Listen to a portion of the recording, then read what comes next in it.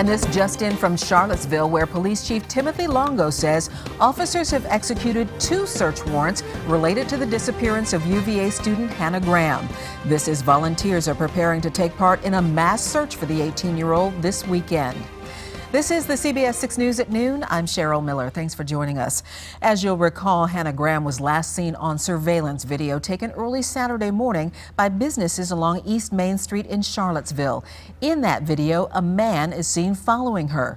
Police have now talked to that man, who gave them the description of another man he says he saw talking to Hannah on the downtown mall. That person is now being called a person of interest. CBS 6's Shelby Brown is in Charlottesville with more on those search warrants. Shelby, exactly where are you this afternoon? Well, Cheryl, right now we're on Hessian Hills Way. Now, yesterday, Charlottesville police talked about that person of interest. Today, they're telling us that person of interest has a connection to the apartment building that you see here behind me, is sitting behind that yellow crime tape. Right now, they're trying to see what, if anything, inside might have to do with missing UVA student Hannah Graham. In the middle of the night, Charlottesville and Albemarle police zero in on this Hessian Hills apartment complex. Hours later, this building is roped off with yellow crime tape. Police say information led them to seize a car that might have a connection to the Hannah Graham case. This apartment 164, they say, is connected to the person of interest in this case. Police Chief Tim Longo says when officers arrived, there were persons present when the search warrant for the vehicle was being executed and the vehicle was being seized. But those people are not being questioned at all? Those people are not here, sir. Where are the people that were? I have no idea, ma'am. Police are calling this their most productive lead so far. They say when they took the car away to be searched at a later time, they did develop probable cause to execute another search warrant, this one for apartment 164. In the past hour, officers have been combing the apartment. That search warrant is to locate what we believe could be potential evidence that may be related to this investigation. We're in the process of beginning that search.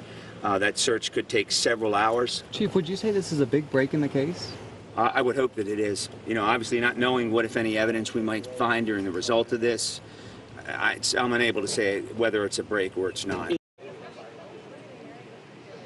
Now, Cheryl, at this point, Charlottesville police have told us that Hannah Graham is not inside of this apartment that you see here behind me. They tell us they have not made any arrests or questioned anyone at this apartment. They're inside now trying to collect evidence. If you have information that can help them, they have a tip line dedicated to that case, Cheryl. That number is 434-295-3851. Cheryl, back over to you. Thank you, Shelby, for that update from that scene. Let me ask you before we let you go, tomorrow there's going to be a massive search. They're looking for volunteers in the search for Hannah Graham. What can you tell us about that?